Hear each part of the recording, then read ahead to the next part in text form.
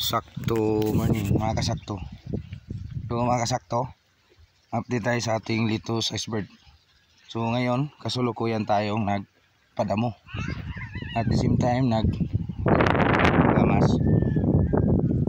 Sinundan agad natin ang carrots. Direct seeding lang yung gamit natin. So paano ito ginawa? So pagkatapos nilang damuhan, so ito guhitan yung bawat in between o interval sa kada puno. So kada puno ni litos may spacing na more or less mga 2 dangkal siguro yung pagitan.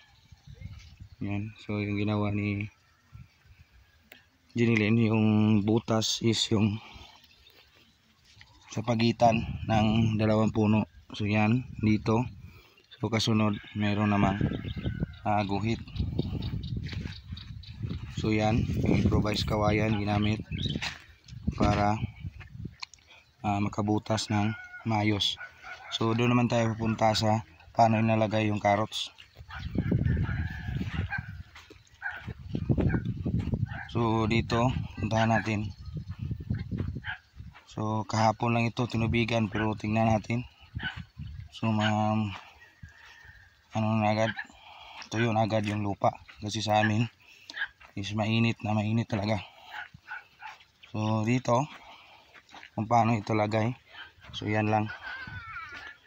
Tapos maguhit is yan, buto yan ng carrots. Yan. Yung variety nito Sugarland Condor.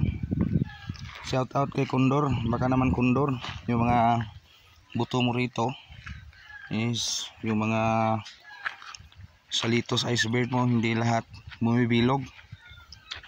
Lahat mostly sa third batch natin doon.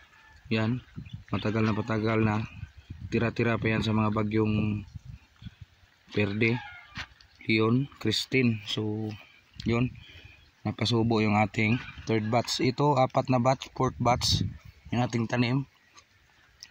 So ininterbalan natin ang carrots kasi for the purpose, November pa ngayon, November 28, 2024.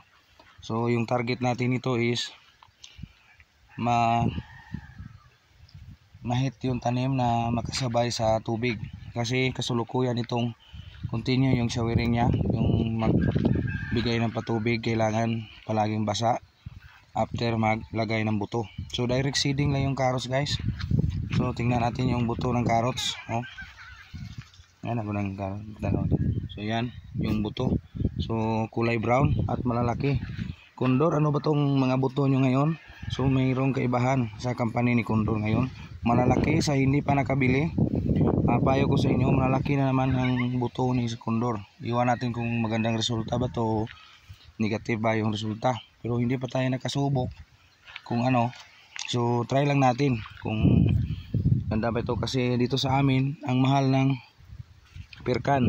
Yung canning nito is 1,760.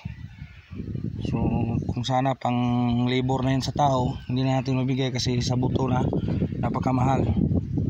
So 1,700, 2 lata ito hanggang doon sa pinaka last ng endpoint. Again, tinaniman ito ng talong na sitawan, yung ating area. Tinaniman ng sitawan na talungan.